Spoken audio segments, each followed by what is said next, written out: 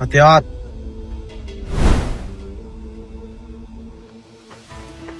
سلطان نور الدین آپ کو ملاقات کا شرف بخشیں گے۔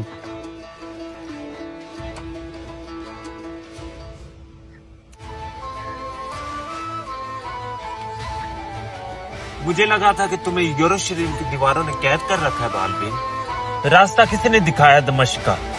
اور کون؟ صلاح الدین۔ اور کیوں دکھایا گیا؟ یروشلم آیا تھا۔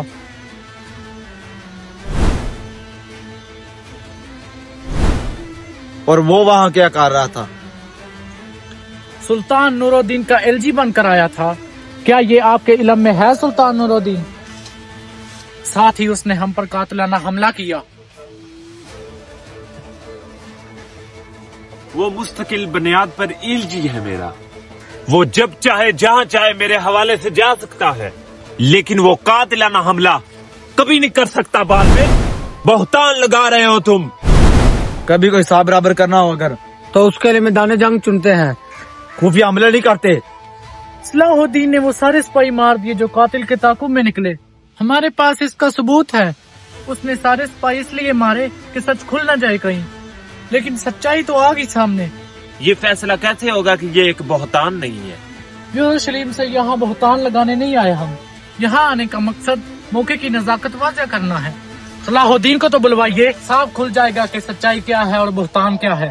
چلے مان لیتے ہیں انہوں نے قاتلانہ حملہ کیا، لیکن ایک سلطان زیادہ ایسی کارروائی کیوں کرے گا؟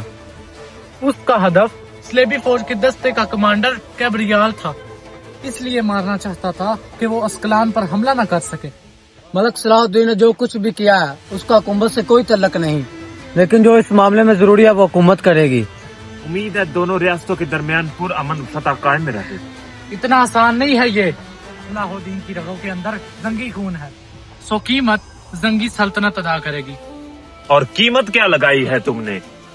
حاجیوں کے راستے محفوظ بنائیں گے نا آپ، لیکن ہم جانتے ہیں کتنا ضروری ہے مسلمانوں کے لیے مکہ معظمہ کا حج۔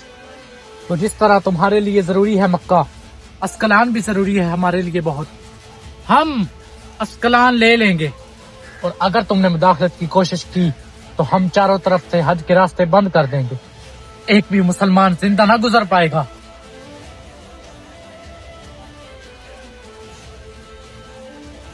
کیا تم مجھے دھمکی دے رہے ہو بالوین؟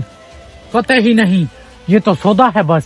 آپ ہم سے دور رہیں تو ہم آپ سے دور رہیں گے، اور اگر ہم نے اسکلان میں زنگی فوج کا ایک بھی سپاہی دیکھا تو حج کے راستوں کو بنا دوں گا مسلمانوں کے لیے ایک جہنم، اور تب مسلمانوں اور اسلامی خلیفہ کی